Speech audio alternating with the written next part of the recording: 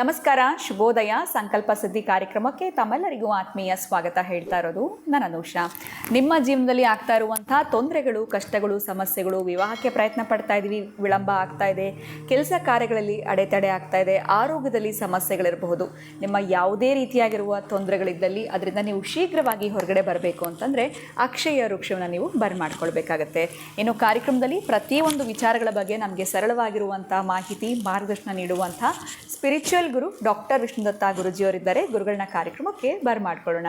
ನಮಸ್ತೆ ಗುರುಗಳೇ, ಕಾರ್ಯಕ್ರಮಕ್ಕೆ ಭಕ್ತಿಯ ಸ್ವಾಗತ. ಇನ್ನು ನವರಾತ್ರಿಯ 5ನೇ ದಿನ ಈ ದಿನ. ಸೊ ಇವತ್ತಿನ ಆಚರಣೆ ಹೇಗಿರಬೇಕು, ಯಾವ ದೇವಿಯ ಆರಾಧನೆ, ಇನ್ನು ನೈವೇದ್ಯಕ್ಕೆ ಏನು ಮಾಡಬೇಕಾಗತ್ತೆ, ಮಾಡೋದ್ರಿಂದ ಸಿಗುವಂಥ ಫಲಗಳು, ಇದೆಲ್ಲದ್ರ ಬಗ್ಗೆ ತಿಳಿಸ್ಕೊಡಿ ಗುರುಗಳೇ. ಓಂ ವಿಶ್ವಸ್ಮೈ ನಮಃ. ಪ್ರೀತಿಯ ಬಂಧುಗಳೇ, ಇನ್ನು ಈ ದಿನದಲ್ಲಿ ಸ್ಕಂದಮಾತಾ ದೇವಿಯನ್ನು ನಾವು ವಿಶೇಷವಾಗಿ ಪೂಜಿಸ್ತೇವೆ. ಸ್ಕಂದಮಾತಾ ಅಂದರೆ ನಿಮ್ಗೆ ಗೊತ್ತಾಗ್ಬಿಟ್ಟಿರುತ್ತೆ, ಸ್ಕಂದನ ತಾಯಿ. ಇನ್ನು ಇದಕ್ಕೆ ಸಂಬಂಧಪಟ್ಟ ಕಥೆ, ಪುರಾಣ, ಇತಿಹಾಸ ಎಲ್ಲವೂ ಇದರಲ್ಲಿ ಅಡಕವಾಗಿರುತ್ತೆ, ಎಲ್ಲ ಗೊತ್ತಿರೋವಂಥದ್ದೇ. ಆದರೆ ಪುಟ್ಟ ಮಗುವಾಗಿರ್ತಕ್ಕಂತಹ ಕುಮಾರನನ್ನು, ಸ್ಕಂದನನ್ನು ಆಕೆಯ ತೊಡೆಯ ಮೇಲೆ ಕೂರಿಸಿಕೊಂಡಿರ್ತಕ್ಕಂತಹದ್ದು. ಅನೇಕವಾಗಿರ್ತಕ್ಕಂಥ ಆ ಆಭರಣಗಳನ್ನು ಅಲಂಕಾರವಾಗಿ ಆಕೆ ಧರಿಸಿರುವಂಥದ್ದು ಎಲ್ಲವನ್ನೂ ಕೂಡ ನೀವು ನೋಡ್ತಿರುತ್ತೀರಿ.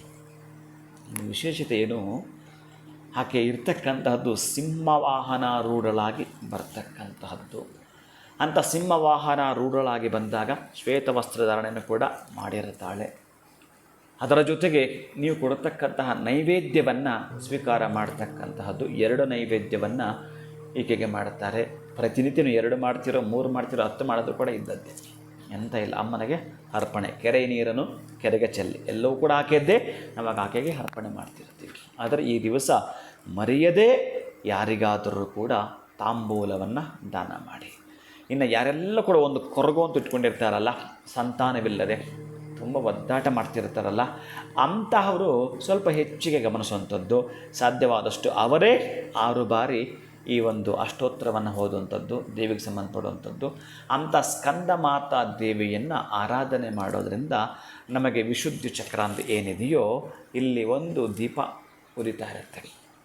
ಅಂತಹ ದೀಪ ಆರದ ಗಾಯಗಳು, ತೀರದ ದಾಹಗಳು, ಕೊನೆಗಾಣದ ಕನಸುಗಳು ಏನೇನು ಇಟ್ಕೊಂಡಿದ್ದೀವಿ, ನಮ್ಮ ಮನಸ್ಸುಗಳು ಎಲ್ಲಿ ಪ್ರಕಲ್ಪವಾಗಿದೆಯೋ, ವಿಕಲ್ಪವಾಗಿದೆಯೋ ಅದು ಸಂಕಲ್ಪವಾಗಲು, ನಿಮ್ಮ ಒಂದು ಆ ವಿಶುದ್ಧಿ ಚಕ್ರ ಆಕ್ಟಿವ್ ಆಗಲು ಅತ್ಯಂತ ಅದ್ಭುತವಾಗಿ ಔನ್ನತ್ಯವನ್ನು ನೀವು ಇಟ್ಕೊಂಡಾಗ ಔದಾರ್ಯವನ್ನು ಅವಳು ತೋರಿಸ್ತಾಳೆ. ಅಂತಹದ್ದು ಪೀಠಿಕಾ ಪೂಜೆಯನ್ನು ವಿಶೇಷವಾಗಿ ಅದಕ್ಕೆ ಸಂಬಂಧಪಟ್ಟದ್ದನ್ನು ಮಂತ್ರವನ್ನು ಮನಸ್ಸಲ್ಲಿ ಒಮ್ಮೆ ನೀವು ತಿಳ್ಕೊಳ್ತಾ ಕಣ್ಣು ಮುಚ್ಕೊಂಡು ಅದೇ ಮಂತ್ರ, ಈಗ ನಾನೇನೇ ಮಂತ್ರ ಹೇಳ್ತೀನಿ ಪದೇ ಪದೇ ಪದೇ ಪದೇ ಕೇಳಿಸ್ಕೊಳ್ಳೋದು, ಆ ಸ್ಕಂದ ಮಾತನ್ನು ಮತ್ತೆ ಮತ್ತೆ ನೆನಪು ಮಾಡ್ಕೊಳ್ತಕ್ಕಂತಹದ್ದನ್ನು ಮಾಡುತ್ತಾ ಬರುವಂಥದ್ದು. ಏನು ಆ ಮಂತ್ರ ಹೇಳುತ್ತೋ ಅದನ್ನು ನೀವು ಕೇಳಿಸ್ಕೊಳ್ತಾ, ಅದು ತುಂಬ ಚಿಕ್ಕದಿರುತ್ತೆ, ನೀವು ಅದನ್ನೇ ಹೇಳುವಂಥದ್ದು. ಅದರ ಜೊತೆಗೆ ಅಷ್ಟೋತ್ತರವನ್ನು ಹೇಳುವಂಥದ್ದು. ಮೊದಲೇ ಹೇಳಿದ್ದೀನಿ, ಕುಮಾರಿಯನ್ನು ನೀವು ಪೂಜಿಸುವಂಥದ್ದು. ಆ ಕುಮಾರಿಗೆ ನೀವು ಏನು ಪದಾರ್ಥ ಕೊಡ್ತಕ್ಕಂತಹದ್ದು. ಆದರೆ ಇವತ್ತು ನೀವು ಪೊಂಗಲ್ ಮಾಡ್ತಕ್ಕಂತಹದ್ದು, ದಾಳಿಂಬೆ ಹಣ್ಣನ್ನು ನೈವೇದ್ಯ ಮಾಡುವಂಥದ್ದು. ಬಹಳ ವಿಶೇಷವಾಗಿ ಈ 2 ಪದಾರ್ಥವನ್ನು ನೈವೇದ್ಯ ಮಾಡ್ತಕ್ಕಂಥದ್ದು, ಮಕ್ಕಳಿಗೆ ಹಂಚುವಂಥದ್ದು, ಮಕ್ಕಳಲ್ಲಿ ಆ ರೂಪವನ್ನು ನೀವು ಕಾಣುವಂಥದ್ದು. ಇದೀಗ ಮಂತ್ರವನ್ನು ತಾವು ಕೇಳಿಸ್ಕೊಳ್ತಾ ಇದ್ದೀವಿ. ಓಂ ಸಿಂಹಾಸನಗತ ನಿತ್ಯಂ ಪದ್ಮಾಶ್ರಿತಕರದ್ವಯಂ ಶುಭದಾಸ್ತು ಸದಾ ದೇವಿ ಸ್ಕಂದಮಾತಾ ಯಶಸ್ವಿನಿ ಸ್ಕಂದಮಾತಾ ಯಶಸ್ವಿನಿ.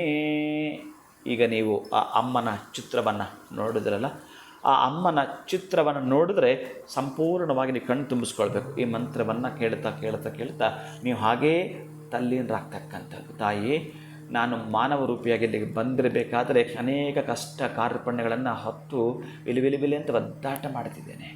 ನಾನು ನಿನ್ನ ಬಳಿ ಹೇಳಿಕೊಳ್ಳದೆ ಯಾರ ಬಳಿ ಹೇಳಿಕೊಳ್ಳಿ, ನನಗೆ ಅನ್ಯರು ಯಾರೂ ಇಲ್ಲ, ಅದಕ್ಕಾಗಿ ನಿನ್ನ ಬಳಿ ಹೇಳಿಕೊಳ್ತಾ ಇದ್ದೇನೆ.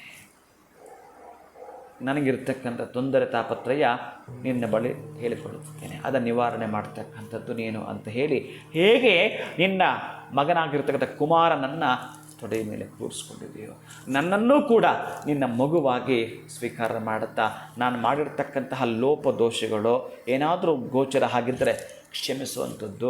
ಇನ್ನು ಮಾಡದ ಹಾಗೆ ನನಗೆ ಜ್ಞಾನವನ್ನು ಕೊಡು, ಇನ್ನು ನಾನು ತಪ್ಪು ಮಾಡಿದ್ದೀನಿ ಬಹುಶಃ ಮಾಡಬಾರದು ಇನ್ನು ಮೇಲೆ, ಅಂತಹ ಕರುಣೆ ನನಗೆ ಕೊಡು, ಅಂತಹ ದಿವ್ಯ ಫಲವನ್ನು ಕರುಣಿಸಿಕೊಡು ಅಂತ ಹೇಳಿ ಆ ಅಮ್ಮನಿಗೆ ಮೊರೆ ಹೋಗ್ತಕ್ಕಂತಹದ್ದು.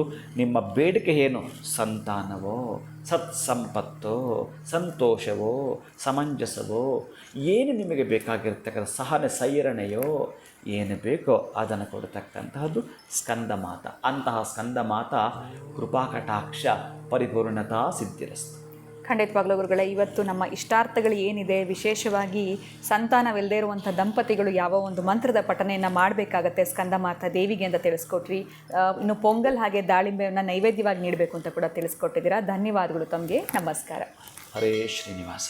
ಇನ್ನು ಈ ದಿನ ಸ್ಕಂದಮಾತನ ಆರಾಧನೆಯನ್ನು ಯಾವ ರೀತಿ ನಾವು ಮಾಡಬೇಕು ಅನ್ನೋದ್ರ ಬಗ್ಗೆ ಗುರುಗಳು ತಿಳಿಸ್ಕೊಟ್ಟಿದ್ದಾರೆ. ಕಾರ್ಯಕ್ರಮವನ್ನು ಮುಗಿಸುವಂಥ ಸಮಯ ಆಗಿದೆ. ನಮಸ್ಕಾರ.